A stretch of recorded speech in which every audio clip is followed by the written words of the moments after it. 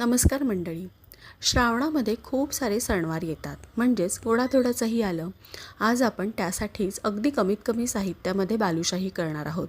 वरून खस्ता आणि आतमध्ये अगदी रसरशीत. परातीमध्ये 400 ग्रॅम मैदा, अर्धा कप दही, पाव टीस्पून किंवा चिमूटभर सोडा घालायचा आहे, अर्धा कप यामध्ये तूप घालायचं आणि सगळ्या पिठामध्ये व्यवस्थित मिक्स करून घ्यायचं. पीठ मळण्यासाठी मी इथे अर्धा कप पाणी घेतलं आहे आणि मी जसं व्हिडिओमध्ये दाखवते ना त्या पद्धतीने फक्त एकत्र करून घ्यायचं आहे. जसं आपण पोळीला कणिक अगदी रगडून मळतो तसं मळायचं नाही आहे, हे बघा. आणि 1 टेबलस्पून पाणी उरलंही आहे.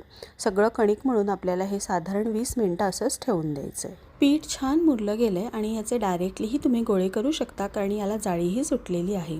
पण आपल्याला लेयर्सवाली खुसखुशीत अशी बालुशाही हवी आहे. त्यासाठी इथे मी हा गोळा घेतला आहे. पोळपाटावर थोडा लाटायचा आहे, त्याला मधून कट करायचं आणि तुम्ही बघताय किती छान लेयर्स याला आलेले आहेत. हीच प्रोसेस मी 5 वेळा केली. आता मी त्याला लांबट असं कापून घेतलं आहे आणि त्याचे छोटे गोळे करून घेते. हलक्या हाताने दोन्ही हातांवर आपण तो गोळा करायचा आहे. हलक्या हातानेच करायचं आहे, अगदी रगडून नाही. आणि असं मध्ये त्याला भोक पाडून घ्यायचं आहे. सगळे गोळे इथे तयार करून झालेत आणि आता आपण ते फ्राय करून घेऊया. तेलाचं टेम्परेचर अगदी मंद हवं. तुम्ही पाहिलं गोळे जेव्हा आपण टाकले तेलामध्ये तेव्हा ते सगळे खाली जाऊन बसले.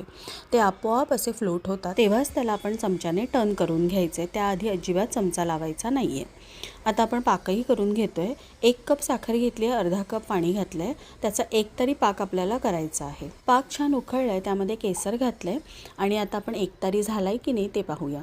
शेवटचा थेंब पडताना पाहिलं एक हलकी तार येते, म्हणजे आपला पाक झालेला आहे. त्यामध्ये वेलची पावडर घालून गॅस बंद केला. बालुशाहीचा कलरही आता हळूहळू चेंज होत चालला आहे. ही ना अगदी नाजूक असते, त्यामुळे सारखा त्याला चमचा लावायचा नाही आहे. एकदा ते दोनदा आपण फक्त याला टर्न करून घ्यायचे. जेव्हा ती फर्म होते त्याआधी लावली ना तर ती तुटण्याची शक्यता असते. अशी गोल्डन ब्राऊन झाली की आपण ती पाकामध्ये सोडून घेऊया. गरमागरम बालुशाही हलक्या कोमट पाकामध्ये सोडायची आहे. दोन्ही साईडने आपल्याला फक्त 2 मिनिटं ठेवायचं आहे आणि मग ती काढून घ्यायची. रसरशीत अशी आपली बालुशाही तयार झालेली आहे. याचा डिटेल व्हिडिओ पाहायचा असेल तर खाली दिलेल्या त्रिकोणावर क्लिक करा, म्हणजे तुम्हाला तेही पाहता येईल.